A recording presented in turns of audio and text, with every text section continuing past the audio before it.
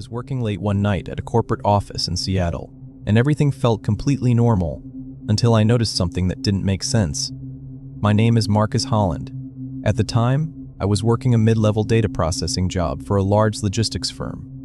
My schedule was a bit unusual compared to the rest of the staff. I worked the late shift, arriving at 3 in the afternoon and staying until 11 at night. By 6 p.m., most of the regular administrative employees had already gone home. By 8 o'clock, the overnight cleaning crew usually finished up their rounds on our floor. For the last 3 hours of my shift, I was completely alone on the 3rd floor. The building itself was an older glass-fronted structure in the downtown area. It had 7 floors, a sprawling basement parking garage, and a main security desk in the front lobby that was staffed 24 hours a day. My company occupied the 2nd, 3rd, and 4th floors. To get anywhere in the building, you needed a company-issued employee key card. You needed it to call the main elevators, to open the emergency stairwell doors, and to access any of the main office floors. Security was fairly strict, which always made me feel relatively safe working alone in an empty building at night. Our section of the office was a massive, open floor plan. There were no private offices on the 3rd level, just dozens of identical gray cubicles arranged in perfect, symmetrical rows. The motion-sensing overhead lights were designed to save energy, meaning they only illuminated the specific zone where movement was detected. By late evening, my small desk was usually an isolated island of white light, surrounded by a massive sea of dark, empty cubicles. It was a Tuesday evening in late October when the first strange thing happened. It was about 10:45 at night, and I was wrapping up my final data report for the day. The 3rd floor was completely silent, aside from the low, constant hum of the building's central ventilation system. I saved my work, locked my computer screen, and opened the bottom right drawer of my desk to grab my backpack. When I pulled the heavy metal drawer open, I noticed something sitting right on top of my spiral notebook. It was a plain white key card. It looked exactly like the magnetic access cards we all carried on our employee lanyards, but it was completely blank. There was no company logo printed on the front, no employee name, and no identification photo. It was just a smooth, unmarked rectangle of rigid plastic. I sat in my chair staring at it for a few seconds. I felt a mild sense of confusion, but nothing more. I assumed one of the IT technicians or someone from the facility management team had been checking the desks earlier in the afternoon and had simply dropped it by mistake. I certainly didn't need an extra access card, and I figured it was probably unassigned or deactivated anyway. I tossed it into the small wire trash can under my desk, zipped up my bag, and headed home for the night. For the next few days, I didn't think about the incident again. The rest of the week went by perfectly normally. Then came Friday night. It was another incredibly quiet shift. A heavy rain was hitting the large windows on the far side of the office floor, creating a steady, muffled sound against the thick glass. At around 10:30, my phone battery dipped into the red. I leaned over in my chair and pulled open the exact same bottom right drawer to get my charging cable. Sitting directly in the center of the drawer, right where the first one had been on Tuesday, was another blank white key card. My stomach dropped slightly. I knew for an absolute fact that I had thrown the other one away. Just to be completely sure, I leaned down and checked the small trash can beneath my desk. It was empty. The overnight cleaning crew emptied all the individual bins on the floor every single night after regular working hours. That meant this was a brand new card. Someone had opened my personal drawer and placed it there between Wednesday morning and Friday night. I reached in and picked the card up. It felt completely identical to the last one. The smooth plastic was cold to the touch. I looked around the empty office floor. The long rows of dark computer monitors reflected the faint yellowish emergency lights from the distant hallway. Everything was perfectly still. Nothing looked out of place, but something felt incredibly off. I decided not to throw this one away. I slipped it into my jacket pocket. I wanted to hand it over to security after the weekend so they could figure out who it belonged to and why it kept ending up in my designated workspace. When Monday afternoon rolled around, I arrived for my shift a little early. Before heading up to the 3rd floor, I stopped at the main security desk in the front lobby. The guard on duty was a guy named Dave. I knew him in passing from exchanging small talk on my way out of the building each night. I pulled the blank card from my jacket pocket and set it on the high marble counter. I explained that I had found it sitting in my desk drawer and that it was the second one to appear in the same week. Dave frowned and picked up the card. He turned it over a few times, noting the complete lack of markings. He told me it was highly unusual for an unprinted card to be circulating anywhere in the building. He said he would scan it through the main system to see if it held any active data. He tapped the card against the magnetic reader attached to his terminal. A short, high-pitched beep echoed in the empty lobby. Dave leaned closer to his monitor, his brow furrowing. He looked up at me, then looked back at the screen. He asked me why I was handing him my own backup card. I told him I didn't have a backup card. I only had the primary one attached to my lanyard, which I was currently wearing around my neck. Dave turned his monitor slightly so I could see the display. The digital profile on the screen clearly showed my name, my employee ID number, and my designated clearance level. According to the central security system, the blank card in Dave's hand was programmed with my exact personal credentials. I felt deeply uneasy. I asked Dave if he could check when that specific card was last used to open a door. He clicked a few buttons on his keyboard, pulling up the master access log for my ID number. The screen quickly filled with lines of time-stamped data. Dave pointed to the two most recent entries at the very top of the list. According to the system, my ID had been used to access the 4th floor server room on Sunday morning at 2:15 a.m. It had also been used to enter the basement storage area on Saturday night around 11:45 p.m. I stared at the glowing screen, my mind struggling to process the information. I told Dave I didn't work weekends. I hadn't been anywhere near the building since I left on Friday night. Furthermore, I didn't even have authorized clearance for the 4th floor server room. My basic profile shouldn't have been able to unlock that specific door under any circumstances. Dave looked troubled. He said it might be a severe glitch in the access control software, but he couldn't rule out the possibility that someone had intentionally cloned my credentials. He kept the blank card and told me he would run a full technical audit on my profile. He also promised to pull the security camera footage for the entire weekend to see who had been walking around the building using my name. I went up to the 3rd floor for my shift, but I couldn't focus on my work. I spent the entire evening glancing over my shoulder, listening intently to the quiet sounds of the building. Every time the HVAC system cycled on, or the elevator cables shifted in the distance, I felt a spike of nervous anxiety. Wednesday evening, Dave called my desk phone. He asked me to come down to the main security office right away. When I walked into the small, windowless room behind the main lobby desk, Dave wasn't alone. The building's facility manager was standing there too. They both looked incredibly serious. Dave pointed to a secondary monitor on the wall, mounted above a bank of active camera feeds. He told me he had spent the afternoon reviewing the archived footage from Sunday morning, meticulously matching the timestamps from the access log to the cameras positioned near the restricted areas. He hit play on the video file. The footage was from a black and white security camera positioned high up in the basement hallway, pointing down a long concrete corridor toward the heavy metal door of the primary storage area. The glowing digital timestamp in the upper right corner read 2:14 a.m. A figure walked into the frame. It was someone wearing a dark, oversized jacket with the hood pulled tightly over their head. The angle of the camera and the shadow of the hood made it impossible to see their face. They walked with a steady, deliberate pace. They didn't look up at the camera lens.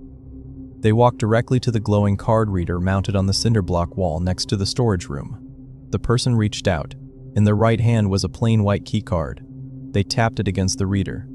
The small light on the device instantly turned from red to green. The heavy door clicked open, and the person slipped inside, pulling the door shut behind them. I watched the screen, feeling entirely numb.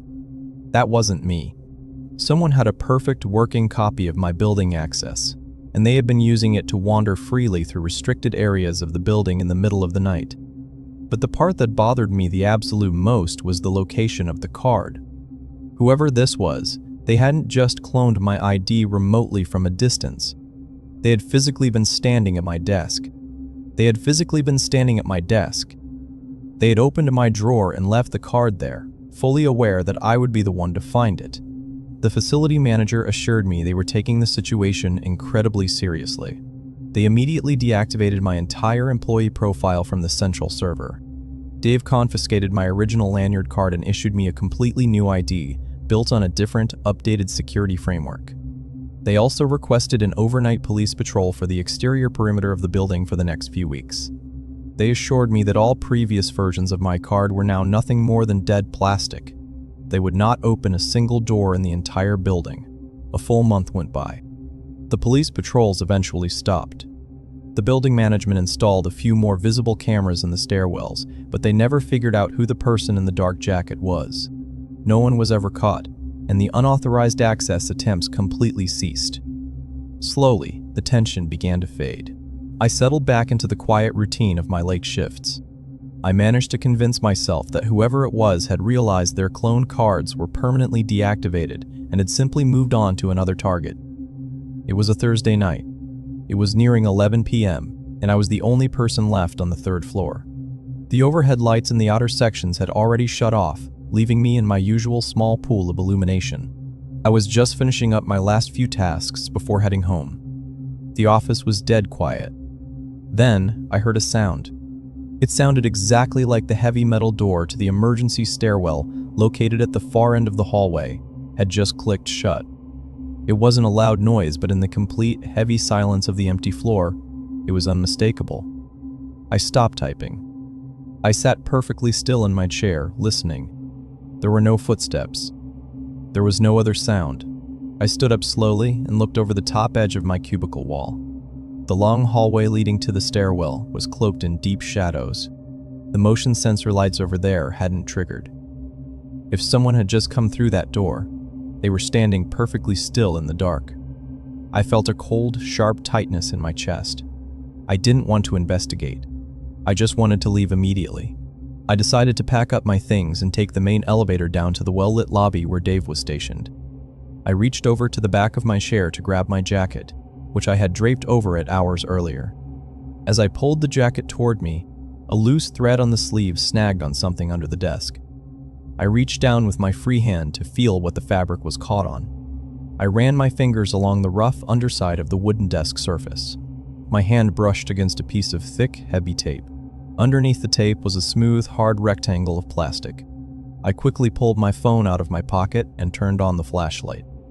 I got down on my knees and shined the bright beam of light directly under the desk, taped securely to the bottom of the wood.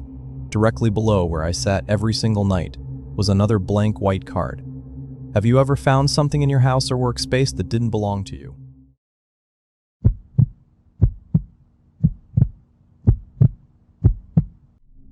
It was around my second year at the marketing firm in Chicago when I first started noticing something was off, and it only got worse from there.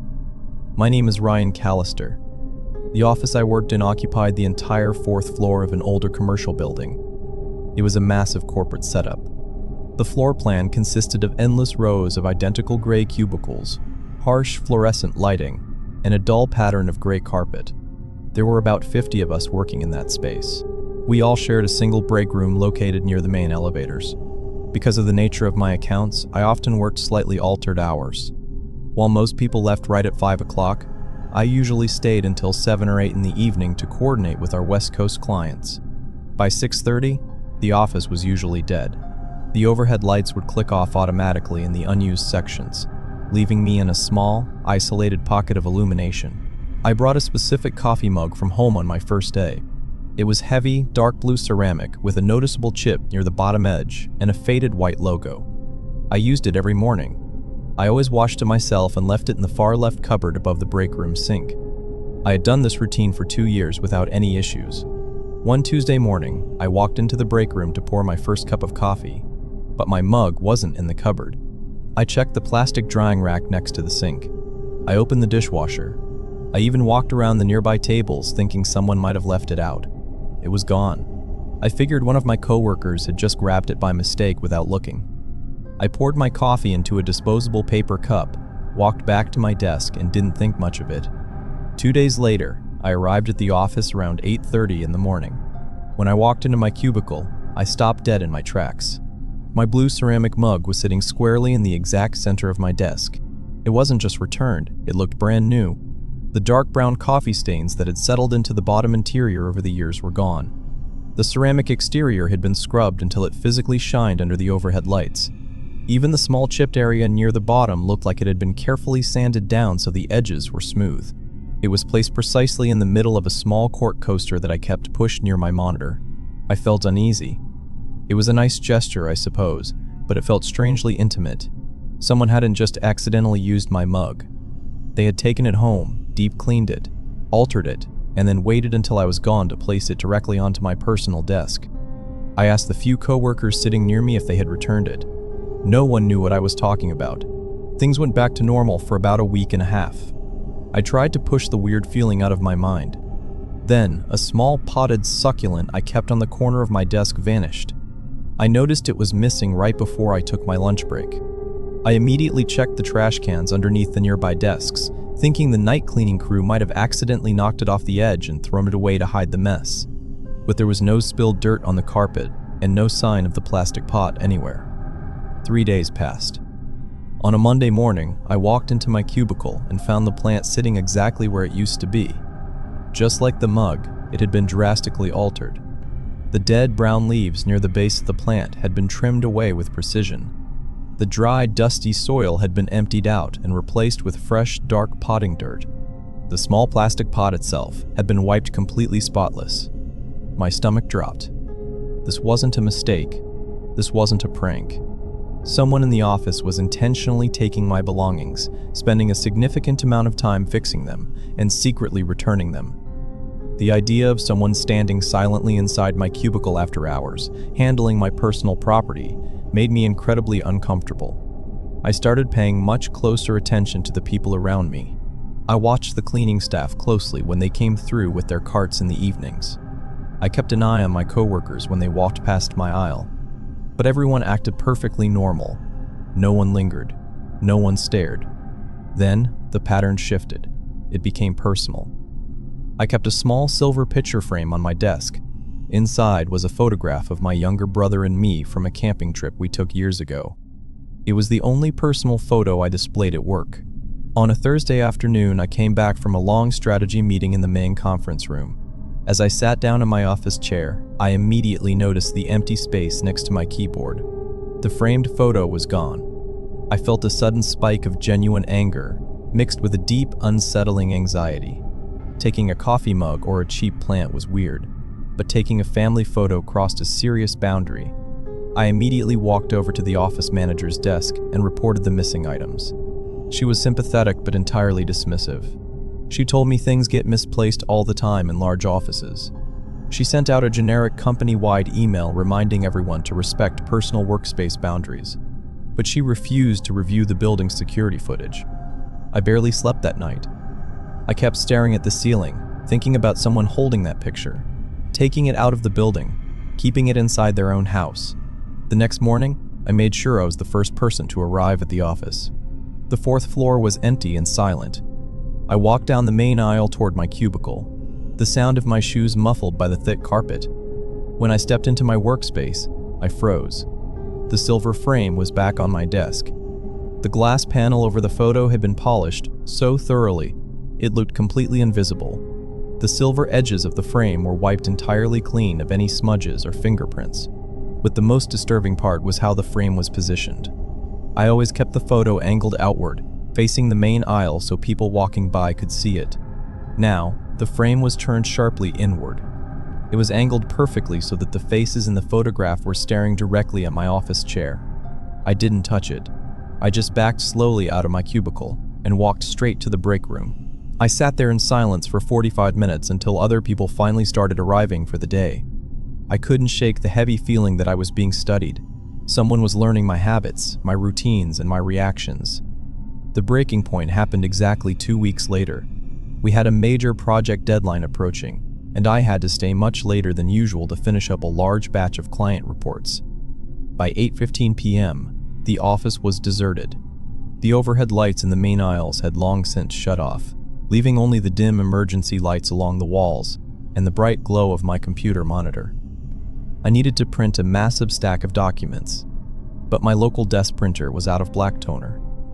The main supply closet was located at the very back of the floor, down a narrow, windowless hallway past the restrooms.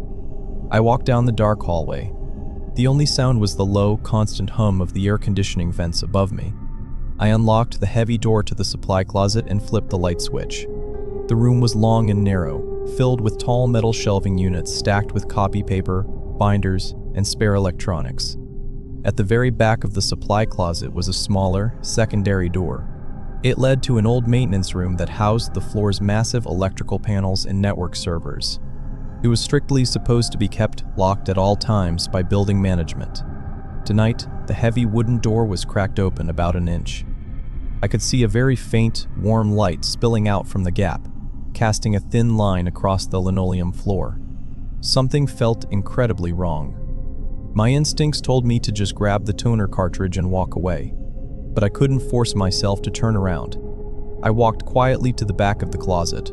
I reached out and gently pushed the wooden door open. There was a small, dusty room inside. The walls were covered in gray electrical boxes and bundles of thick black wiring. But that wasn't what caught my attention. Tucked directly into the corner of the room was a small folding table. Mounted to the concrete wall directly above the table were two short metal shelves. Arranged neatly across the shelves were dozens of random objects. I stepped closer, my heart beating heavily against my ribs. I recognized almost everything. There was a red stapler that belonged to a guy over in the accounting department. There was a patterned wool scarf that our front receptionist had been frantically looking for since last December. There was a customized mouse pad, a pair of reading glasses, a novelty paperweight, and an insulated water bottle. Every single item was meticulously clean. They were spaced exactly an inch apart, organized descending by size. This wasn't a lost and found box. This was a carefully curated collection. I looked down at the folding table. There was a single, small desk lamp shining a tight circle of yellow light onto the surface. Sitting directly in the center of the light was a plain black spiral notebook. I leaned over and opened the heavy cardboard cover. The pages were completely filled with neat, precise handwriting. It was a detailed log. There were 3 columns drawn onto every single page, a date, a name, and an object. I recognized the dates from the past few months. I saw the receptionist's name written directly next to the scarf. I saw my own name written near the middle of the book. Ryan Callister. Blue mug. Ryan Callister. Potted plant. Ryan Callister. Palany photograph. Beside each of my items was a small check mark drawn in red ink. I flipped through the pages, my hands shaking slightly. The list went on for several pages, documenting items taken, cleaned, and eventually returned to various people across the entire 4th floor. Then, I reached the very last page with writing on it. The dates written on this page weren't from the past. They were for the upcoming week. There were 3 new entries listed. 2 of them were for coworkers I knew well. The very last entry on the page had my name on it. The date written next to it was for tomorrow. I looked closely at the object listed in the 3rd column. It read, Ryan Callister, house keys. I immediately reached into my jacket pocket and felt the heavy weight of my keys. They were still there. I backed out of the maintenance room, leaving the wooden door exactly as I found it. I practically ran back down the dark hallway to my desk, grabbed my bag down the dark hallway to my desk, grabbed my bag, and took the concrete stairs all the way down to the front lobby. I quit my job the very next morning via a short email. I told Human Resources there was a severe security issue regarding the back maintenance closet, but I refused to go back into the building to explain it in person. I paid a locksmith to change the deadbolt on my apartment door that same afternoon. It's been almost a year now, and I work in a completely different part of the city. I don't leave anything personal on my desk anymore. I keep my belongings locked in my bag at all times. But sometimes, when I get home late from work, I find myself staring down at my keychain. I haven't let it out of my sight since that night in the supply closet. But yesterday morning, when I picked my keys up off the kitchen counter, the metal was completely spotless. The small, deep scratches on the brass house key were completely polished out, and the worn leather strap looked brand new. Have you ever found something in your house that looked slightly different than how you left it?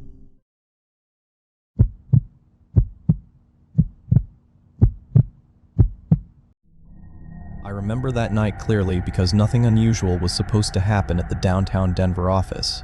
But it did. My name is Chris Burke. At the time, I was 26 years old and working as an IT support specialist for a mid-sized financial consulting firm. Our company occupied the entire 7th and 8th floors of a large commercial high-rise right in the central business district. The environment was very standard: endless rows of gray cubicles, harsh overhead fluorescent lighting, and a constant low hum from the massive server rooms. My job involved a lot of off-hours maintenance. I had to run network updates, replace hardware, and handle large-scale server backups when the network traffic was at its lowest. Because of this, my regular shift didn't start until 2 in the afternoon and usually ended around 10:30 at night. By 6 p.m., the main floor was usually a ghost town.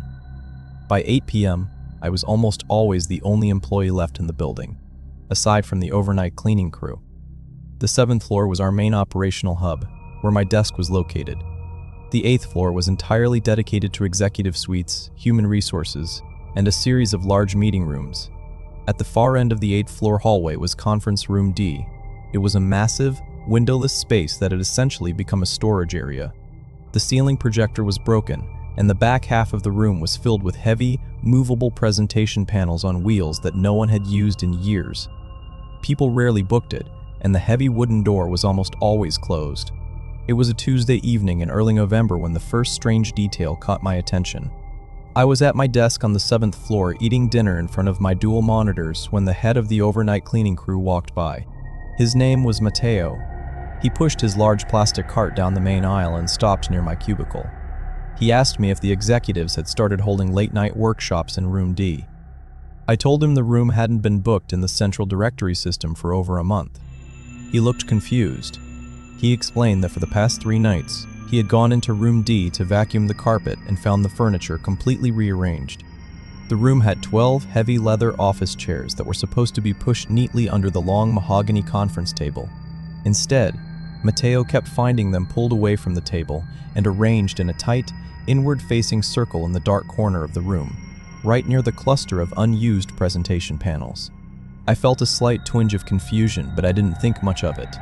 I assumed a group of junior analysts had been using the room for a private study session and simply forgot to log it in the system. I told Matteo I would send out a reminder email to the staff the next morning about returning office furniture to its proper place. Things stayed quiet for a few days. Then, on Friday night, the company network experienced a minor server crash. I had to manually reset a series of network switches, which required me to go up to the 8th floor. It was around 9:15 p.m. The executive floor was completely silent, illuminated only by the dim, yellowish emergency lights spaced out along the hallway. I walked past Conference Room D and noticed the heavy wooden door was propped open a few inches. I stopped and pushed the door open to turn off the lights, assuming someone had forgotten them. But the room was already completely dark. I reached over and flipped the switch on the wall. The fluorescent tubes flickered to life. The heavy leather chairs were sitting exactly where they belonged, pushed neatly under the long table. But when I looked at the massive white dry erase board mounted on the side wall, something felt off. Usually, the cleaning crew wiped the board completely spotless every evening. Now, it was covered in writing. It wasn't corporate meeting notes or financial flowcharts. The handwriting was incredibly messy, written in thick black marker, and slanted heavily to one side. I walked closer to read it.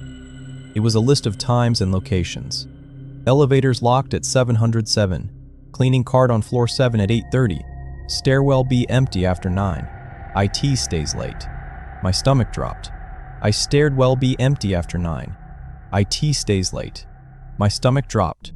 I stared at that last line for a long time. It felt to tell it Jobirifeld that it looked like a detailed record of the exact movements inside the empty building. I grabbed a nearby eraser block and scrubbed the board completely clean. I checked the rest of the room, found nothing else, and quickly went back downstairs to my desk. The following week, on a Wednesday afternoon, the office was packed and loud. I was standing at my cubicle, having a completely private conversation with my department manager. We were finalizing the details of my upcoming paid time off. I kept my voice low so I wouldn't disturb the people working in the adjacent rows.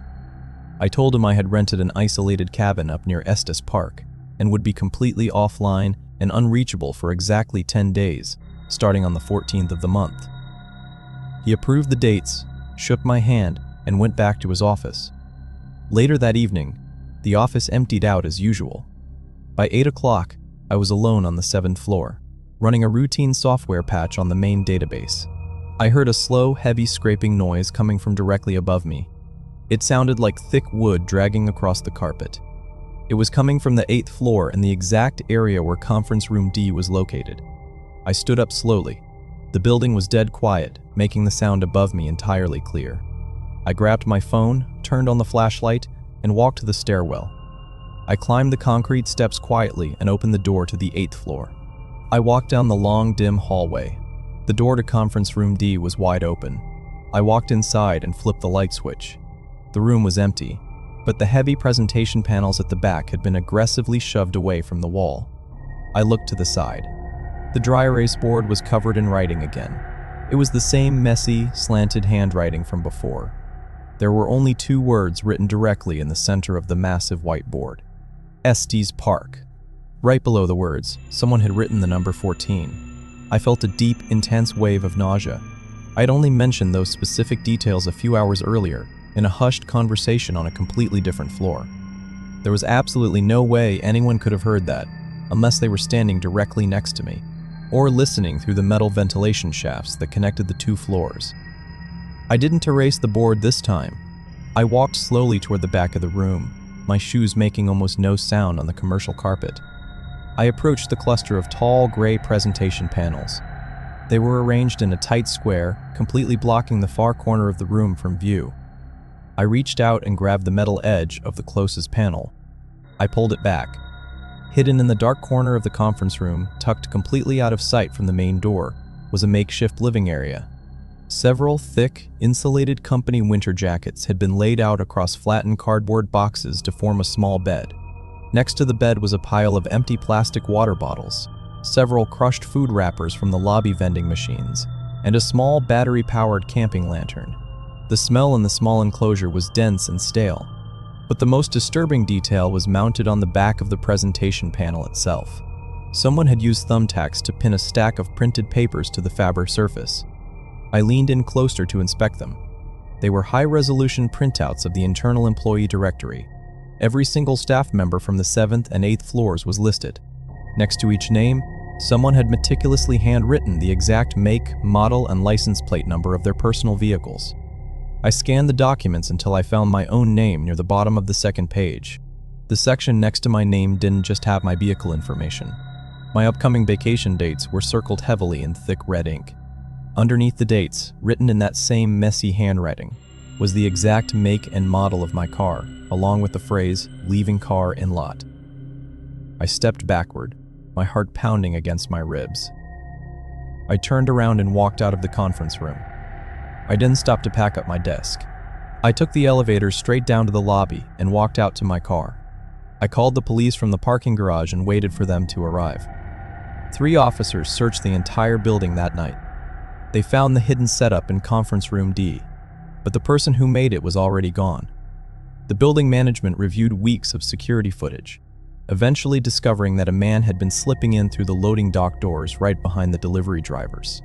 He had been living inside the walls and unused spaces of the office for over a month. They completely gutted the conference room the next day. They threw away the panels, the jackets, and all the documents. Management assured me that the locks had been changed and new security protocols were in place. I tried to go back to work that Monday. I sat down at my desk on the 7th floor, trying to focus on my monitors. The office felt entirely different. I reached over to move my keyboard. Sitting perfectly balanced on the top edge of my monitor frame was a black, dry erase marker. Have you ever been the last person to leave your workplace at night?